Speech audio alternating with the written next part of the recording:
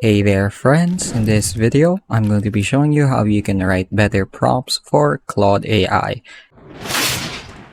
And this also kind of loosely applies to other AI software as well, but here's how to make the most out of each message you get with Claude AI. So usually when you write a prompt, you want to keep in mind three principles, right?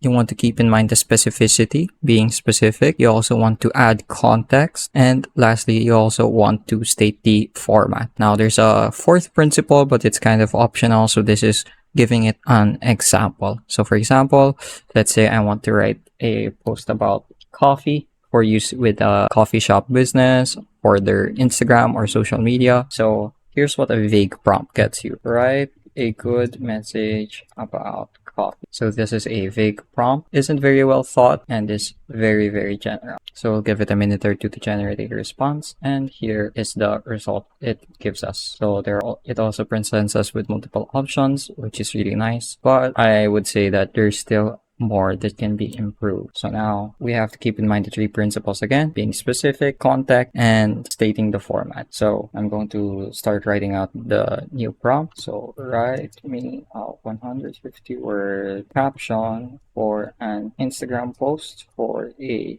cafe that targets 25 to 35-year-old working professionals. So here I'm being very specific about what I want to see.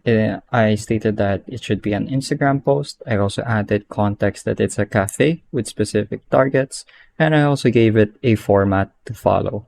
So let's compare our early result with the result this prompt gives us. Give it a minute or two, and there we go. So here are the options it has given us. We have aspirational and calm, and bold and energetic.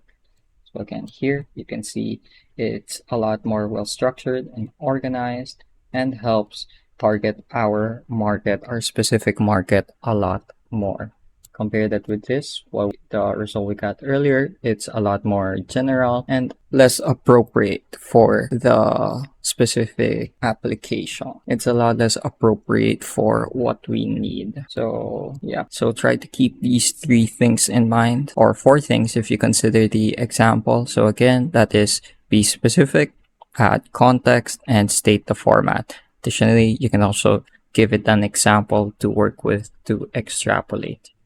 So that's going to be it for this video. I hope I was able to teach you something new and something useful. And as always, thank you for watching.